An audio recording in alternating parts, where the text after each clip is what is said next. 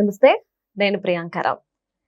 జగన్మోహన్ రెడ్డి గారు అలానే ఆయనతో ఉన్న 10 మంది ఎమ్మెల్యేలు ఇప్పుడు వీళ్ళు అసెంబ్లీకి వెళ్ళబోతున్నారు. ఆల్రెడీ జగన్మోహన్ రెడ్డి గారు డెసిషన్ తీసుకున్నారు. మరి అసెంబ్లీకి ఎందుకు వెళ్తున్నారు? ఒకవేళ 60 రోజులు గనక కంటిన్యూగా హాజరు కాకపోతే వీళ్ళ పదవులు రద్దు చేసే అవకాశాలు ఉన్నాయి. కాబట్టి బై ఎలక్షన్స్ వస్తే గెలుస్తామా లేదా అన్న డైలమాలో జగన్మోహన్ రెడ్డి గారు భయపడుతున్నారు అని ఒక పక్క వాదన వినిపిస్తుంది. అయితే ఇంకో పక్క ఏంటి, సరే అసెంబ్లీకి వెళ్తున్నారు, ఎన్ని నిమిషాలు ఉంటారు? లాస్ట్ టైం 11 నిమిషాలు ఉండి వచ్చేసారు. మరి ఈసారైనా కంటిన్యూగా వెళ్తారా, లేదంటే అదే 11 నిమిషాలు కంటిన్యూ చేస్తారా అనే ఒక విమర్శ కూడా, చర్చ కూడా నడుస్తుంది. అసలు ఎలా చూడాలి ఈ డెసిషన్ ని? ఇప్పుడు నెక్స్ట్ అసెంబ్లీలో ఏం జరగబోతుంది? ఏదైతే జగన్మోహన్ రెడ్డి నుండి అందరు ఎక్స్పెక్ట్ చేశారో వాదనలు అవి వినబడతాయా అనేది చూద్దాం. మనతో మాట్లాడడానికి సీనియర్ జర్నలిస్ట్ సిఎస్ రావు గారు ఉన్నారు. ఆయన అడిగి తెలుసుకుందాం. నమస్కారం సార్. నమస్తే సార్, జగన్మోహన్ రెడ్డి గారు అసెంబ్లీకి వెళ్తున్నారు అంటే చాలా క్వశ్చన్స్ రైజ్ అయిపోతున్నాయి.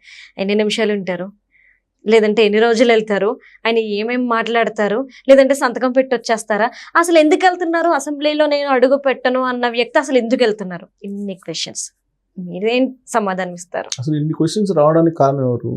జగన్మోహన్ రెడ్డి గారు. జగన్మోహన్ రెడ్డి గారు తీరే కదా. జనరల్ గా జగన్మోహన్ రెడ్డి గారి గురించి ఆ పార్టీ వాళ్ళు ఏమనుకుంటుంటారు? పులివెందుల పులి అనుకుంటారు, భయమెరిగినటువంటి నాయకుడు అనుకుంటారు, విశ్వసనీయత విలువలతో కూడిన మడిమ తప్పనటువంటి నాయకుడు అనుకుంటుంటారు కదా. మరి అంత పులి లాంటి నాయకుడు అసెంబ్లీలో అడుగు ఎందుకు పెట్టడం లేదు? వాళ్ళు పెట్టడం లేదు, నేను పెట్టను, ప్రతిపక్ష నాయకుడి హోదా ఇవ్వండి, నేను పెట్టను అని చెప్పి ఒక నిర్ణయం తీసుకున్నారు కదా. ఆ నిర్ణయం మీద కట్టుబడి ఉండాలి కదా. ఎందుకంటే ఒకసారి ఒక నిర్ణయం తీసుకున్న తర్వాత ఆ చావో రేవో ఇంకా ఆ మాట మీద నిలబడతాడు అనేది వైఎస్ఆర్ కాంగ్రెస్ పార్టీ క్యాడర్కు ఉన్నట్టు నమ్మకం ఆయన మీద. మరి ఇప్పుడు ప్రతిపక్ష నాయకుడిగా నాకు ప్రతిపక్ష హోదా ఇవ్వకపోతే నేను అసెంబ్లీలకు అడుగు పెట్టను అని చెప్పి ఒక శబ్దం చేసినటువంటి జగన్మోహన్ రెడ్డి గారు అసెంబ్లీకి వెళ్ళాలి. 11వ తారీఖున బడ్జెట్ సమావేశాలు ప్రారంభం కాబోతున్నాయి, ఆ రోజున వెళ్ళాలి అని చెప్పి ఒక ప్రాథమిక నిర్ణయం తీసుకున్నారు అని చెప్పి తెలుస్తుంది. ఆయనతో పాటు 10 మంది ఎమ్మెల్యేలు వెరసి 11 మంది ఎమ్మెల్యేలు 11వ తారీఖున మరి 11 గంటలకు వెళ్తారేమో తెలియదు. ఆ 11 సెంటిమెంట్ అనేది ఒకటి వెంటాడుతుంది. 11వ తారీఖు అసెంబ్లీ స్టార్ట్ అదే. So assembly start. సో కాబట్టి అక్కడికి వెళ్ళి 11 నిమిషాలు ఉంటారా మీరు అన్నట్టు? లేదు, కంటిన్యూగా అసెంబ్లీలో కంటిన్యూగా హాజరవుతారా, ప్రజా సమస్యల మీద నిలదీస్తారా? ఇలాంటి అనేకమైన సందేహాలు వస్తూ ఉన్నాయి. ఫస్ట్ పాయింట్ ఏంటంటే ఆయన అసెంబ్లీకి అటెండ్ అవుతున్నారు అనేది వినిపిస్తుంది. ఎందుకు అటెండ్ అవుతున్నారు అని అంటే వరుసగా 3 సమావేశాలు లేదంటే 60 రోజుల పాటు హాజరు కాకపోతే అనర్హత వేటు వేసే అవకాశం ఉంది, దాన్ని పరిశీలించండి అని చెప్పి అసెంబ్లీ సెక్రటరీకి ఈ మధ్యకాలంలో స్పీకర్ అయ్యన్న పాత్రుడు గారు చెప్పారని చెప్పి తెలుస్తుంది. ప్లస్ అయ్యన్న పాత్రుడు గారు కూడా చాలా సందర్భాల్లో అసలు అసెంబ్లీకి రానటువంటి ఎమ్మెల్యేలకి జీతభత్యాలు ప్రోటోకాల్ ఎందుకు ఇవ్వాలి అనేటువంటి ఒక చర్చని ఎక్కడ పోయినా కానీ ఆయన లేవనెత్తుతున్నారు. ఈవెన్ ఈ మధ్యకాలంలో ఢిల్లీలో అసెంబ్లీ స్పీకర్ల సమావేశం జరిగినప్పుడు కూడా ఇదే అంశాన్ని చర్చకు పెట్టారు ఆయన. అసలు అసెంబ్లీకి రానటువంటి ఎమ్మెల్యేలకి జీతభత్యాలు ఎందుకు ఇవ్వాలి, పెన్షన్లు ఎందుకు ఇవ్వాలి, ప్రోటోకాల్ ఎందుకు ఇవ్వాలి? సింపుల్ కదా. ఇప్పుడు ఉద్యోగులైనా సరే పని చేస్తేనే కదా శాలరీస్ ఇస్తారు, పని చేయకుండా అయితే ఇవ్వరు కదా. మరి ఎందుకు ఎమ్మెల్యేలకి అది విశిష్టాధికారులు ఎందుకు ఉండేవి?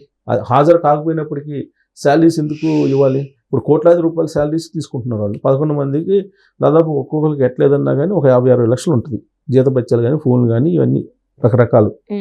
మరి ఈ డబ్బులు ఎందుకు ఇవ్వాలి? ఎందుకు ఇవ్వాలి ప్రజల డబ్బులు అనేది పెద్ద చర్చ పెట్టారు. అంటే ఆ శాలరీ కట్ చేస్తారు, కట్ చేయడానికి ఒక ఫైల్ తయారు చేస్తున్నారు అయ్యన్న పాత్రుడు గారు అనేది ఒకటి అర్థం అవుతుంది. రెండేంటంటే వరుసగా 60 రోజుల పాటు అసెంబ్లీకి రాకపోతే కనుక అనర్హత వేటు వేసేటువంటి ప్రొవిజన్ ఉందా అనే దాని మీద అసెంబ్లీ ప్రొసీడింగ్స్ని చూడమని చెప్పి ఆదేశాలు జారీ చేశారని చెప్పి తెలుస్తుంది. ఒకవేళ అదే జరిగితే 60 రోజులు రాకపోతే అనర్హత వేటు వేశారు అనుకోండి, ఏం జరుగుతుంది? బై ఎలక్షన్కి వెళ్ళాలి. బై ఎలక్షన్కి వెళ్తే ఉన్నటువంటి 11 మందిలో ఎంతమంది మిగులుతారో, ఎంతమంది గెలిచి మళ్ళీ అసెంబ్లీకి వస్తారో తెలియదు. సో కాబట్టి ఒక రకంగా భయం అనేది తెలియనటువంటి జగన్మోహన్ రెడ్డి గారు వైఎస్ఆర్ కాంగ్రెస్ పార్టీలో వాళ్ళు చెప్తున్న దాని ప్రకారం భయపడిపోయి అసెంబ్లీకి వస్తున్నారేమో అనేటువంటి టాక్ ఇప్పుడు బయలుదేరింది. లేదంటే అసెంబ్లీకి రారు కదా. ఇప్పుడు ప్రజలందరూ నా కోసం ఎదురు చూస్తున్నారు. 2024 ఎన్నికల్లో అనవసరంగా జగన్మోహన్ రెడ్డి గారిని ఓడించామని ఫీల్ అవుతున్నారు. మళ్ళీ సీఎం అనుకుంటున్నారు అనేది జగన్మోహన్ రెడ్డి గారు చెబుతున్నారు కదా. నిజంగా ప్రజల్లో అలాంటి భావం అలాంటి ఫీలింగ్ ఉందని చెప్పి ఆయన 100% నమ్మితే అనర్హత వేటు వేయటానికి అనర్హత వేటు వేయించుకోవడానికి కూడా సిద్ధంగా ఉంటారు. ఫస్ట్ పాయింట్ ఆయన నేను అసెంబ్లీకి రానన్నాడు, ప్రతిపక్ష హోదా ఇవ్వండి, ఆయన వస్తున్నాడు అని వెంటనే అర్థం చేసుకోవచ్చు. భయపడ్డాడు. సింపుల్, మనం అనవసరం లేదంటే బల ప్రదర్శన చేయడానికి సిద్ధపడి ఉండేవారు కదా. అంతే కదా, వెరీ సింపుల్గా. అంతేగా. యాక్చువల్గా ఆయన మీద క్యాడర్కి ఎలాంటి నమ్మకం ఉందంటే వైఎస్ఆర్ కాంగ్రెస్ పార్టీ వాళ్ళకి 11 మంది కాదు, ఒక్కడైనా సరే ఆయన అసెంబ్లీకి వెళ్ళి ప్రజల పక్షాన పోరాడతారు అనేటువంటి ఒక పెద్ద నమ్మకం ఆయన మీద.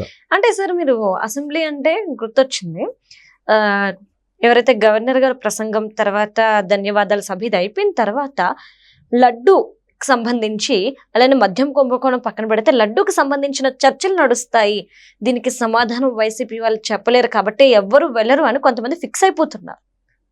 అయ్యన్న పత్రిక గారు అందుకాదు స్పీకర్ హోదాలో ఆయన ఏమన్నారంటే, మొన్న అంబటి రాంబాబు గారు తర్వాత జోగి రమేష్ గారు సంబంధించినటువంటి పరామర్శం చూసిన తర్వాత రోడ్ల మీద ఎందుకు జనాలని అందరిని ఇబ్బంది పెట్టడం, అసెంబ్లీకి రండి, అసెంబ్లీలో మాట్లాడుకుందాము, మీరు అసెంబ్లీకి రండి, ఈ ఆయిల్ సంగతి మాట్లాడదాము, సిట్ ఏం చెప్పింది ఇక్కడ చెప్పండి, ఆ రిపోర్ట్స్ అన్ని తెప్పిద్దాము, మాట్లాడదాం, ఇక్కడ రండి అసెంబ్లీలోకి అని చెప్పేసి ఆయన అన్నాడు. బహుశా అది చర్చించడానికి ఒకవేళ వాళ్ళు సిద్ధపడితే నిజంగా కూడా జగన్మోహన్ రెడ్డి గారు మాట తప్పని మడవ తప్పని విశ్వసనీయతో కూడినటువంటి రాజకీయాలు చేసేటువంటి నాయకుడి కింద వైఎస్ఆర్ కాంగ్రెస్ పార్టీ వాళ్ళు భావిస్తున్నట్టుగా మనం కూడా భావించవచ్చు. నిజంగా కనుక ఆయన వచ్చి నిజంగా అక్కడ కనుక నిలబడగలిగితే. సో కాబట్టి కానీ ఇప్పుడు ఆ పరిస్థితి ఉందా, ఆ పరిస్థితి ఉంటుందా, ఆయన నిలబడతారా అసెంబ్లీలో అంటే పెద్ద క్వశ్చన్ మార్క్. మరి ఎందుకు వస్తున్నారు అని అంటే, ఆయన ఇప్పుడు గవర్నర్ ప్రసంగం రోజు వస్తే కనుక హాజరించుకోవచ్చు, సరిపోద్ది. ఆ రోజు ఏ చర్చలు ఉండవు, కేవలం ప్రసంగం వినడం ఒకటే ఉంటుంది. అయితే ఇక్కడ చిన్న ట్విస్ట్ ఏంటంటే, మామూలుగా అసెంబ్లీ ప్రొసీడింగ్స్ ప్రకారం గవర్నర్ ప్రసంగం అప్పుడు ప్రసంగించేటువంటి రోజు వస్తే అది కౌంట్ లోకి రాదు అనేది ఇంకొక క్లాస్. అది లాస్ట్ టైం కూడా చెప్పారు కానీ వర్కౌట్ కాలేదు. ఇప్పుడు కూడా చెబుతున్నారు అది కౌంట్ కాదని. ఇది ఒకటి. రెండేంటంటే, అసెంబ్లీకి జగన్మోహన్ రెడ్డి గారు హాజరవుతున్నారు, ఇది గవర్నర్ ప్రసంగం రోజే వస్తారని చెప్పి తెలుస్తుంది. అయితే ఆయన వస్తే ఆయన కార్ని లోపల వరకు రాణిస్తారా, లేదంటే ఎమ్మెల్యేలు ఏ విధంగా అయితే బయట ఆపుతారో ఆ విధంగా ఆపుతారా అనేది ఒక పెద్ద చర్చ నడుస్తుంది ఇప్పుడు. కానీ ఆల్రెడీ వీళ్ళు వైసీపీ వాళ్ళు వెళ్ళి అడిగినట్టు అక్కడ శాసనసభ్యులు కొంతమంది ఓకే మాజీ ముఖ్యమంత్రి కాబట్టి ఆ హోదాలోనే రండి అని పర్మిషన్ ఇచ్చినట్టు వాళ్ళే ప్రచారం చేస్తున్నారు. దానికి కూడా ఒప్పుకున్నారని కూడా చెప్తున్నారు. అంటే ముందు అసలు ఈయన తీసుకురావాలి కదా అనే ఉద్దేశంతో మీరు కాదు సరే అక్కడి నుంచి నడుచుకొని రాలేకపోతే కారు వేసుకొని రండి అని చెప్పి వీళ్ళు ఏదో అన్నారని ఇలా తెలుస్తుంది. సరే రేపు వచ్చిన తర్వాత జనరల్ గా ప్రతి వాళ్ళ చట్టం అనేది ఎవరికైనా ఒకటే సార్. సో చట్టం ప్రకారం ఇప్పుడు ఆయన ఎమ్మెల్యే అంతే కదా. అవును, అఫ్ కోర్స్ మాజీ సీఎం అయ్యి ఉండొచ్చు, కానీ 5 సంవత్సరాలకు ఒకసారి పెట్టేటువంటి పరీక్ష ఏదైతే ఉంటుందో ప్రజాక్షేత్రంలో దాంట్లో ఎవరు నెగ్గుతారో వాళ్ళే ఎమ్మెల్యే కానీ మినిస్టర్ కానీ లేదా సీఎం కానీ. ఆ తర్వాత మాజీ సీఎంకి అనేది ఉండదు.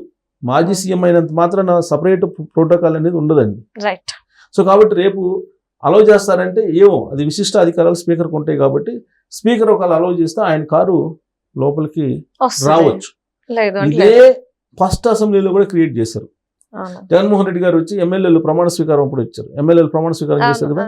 ఆ సందర్భంగా కూడా కారు నేరుగా తీసుకెళ్ళాలి అసెంబ్లీ లోపల, అసెంబ్లీ దగ్గరికి గేట్ 1 నుంచి తీసుకెళ్ళాలి అనేటువంటి ఒక డిమాండ్ పెట్టారు. సరే అప్పుడు ఏదో ఇచ్చారు, మొత్తం మీద అప్పుడు ఇచ్చారు పర్మిషన్, మొత్తం మీద ఇచ్చారు. ఇప్పుడు కూడా అలాంటి ప్రోటోకాల్ కావాలని చెప్పి అడుగుతున్నారు. దానికి కూడా ఒప్పుకున్నారని చెప్పి ఏదో చెప్తున్నారు. సరే ఏదైనా సరే ఆయన కారు లోపలికి రానివరా అనేది రేపు తెలిసిద్ది ఆయన వస్తే గనక. ఓకే. అంటే వీళ్ళంత వరకు ఆయన్ని అసెంబ్లీకి తీసుకురావాలి, ఆయన చేసినటువంటి 2019 నుంచి 24 వరకు చేసి ఏదైతే చేశారో అవన్నీ చర్చించాలని చెప్పేసి ప్రభుత్వం కూడా అనుకుంటుంది. ఉమ్, అందుకే రిలాక్సేషన్ ఇచ్చినా ఆశ్చర్యపోవసలా, ఎందుకంటే విశిష్ట అధికారాలు ఉంటాయి కాబట్టి స్పీకర్కి అలౌ చేసినా చేయొచ్చు. ఓకే. అసలు అలౌ చేస్తే ఏంటి, చేయకపోతే ఏంటి? ప్రజలు ఇచ్చినటువంటి ఎమ్మెల్యే పదవి ఎంతవరకు ఇచ్చారో దాన్ని గౌరవించి కారు ఆడబెట్టి నడిచిపోవచ్చు, ఏముంది? Let's- ప్రజల్లో కూడా మీకు బ్రహ్మాండమైనటువంటి క్రేజ్ వస్తుంది ప్రజల్లో కూడా, మీరు నడిచి వెళ్తే నిజంగా కదా. అంతే.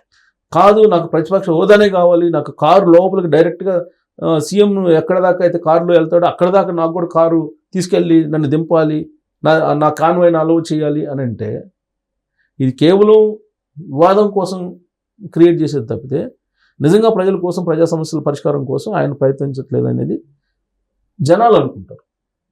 అటు కాకుండా కనుక ఆయన ప్రజలు ఏది ఇచ్చారో దాని ప్రకారం కట్టుబడి కనుక ఆయన అసెంబ్లీకి వెళ్తే ఖచ్చితంగా ఆయన సింపతి వస్తుంది. Thank you so much sir.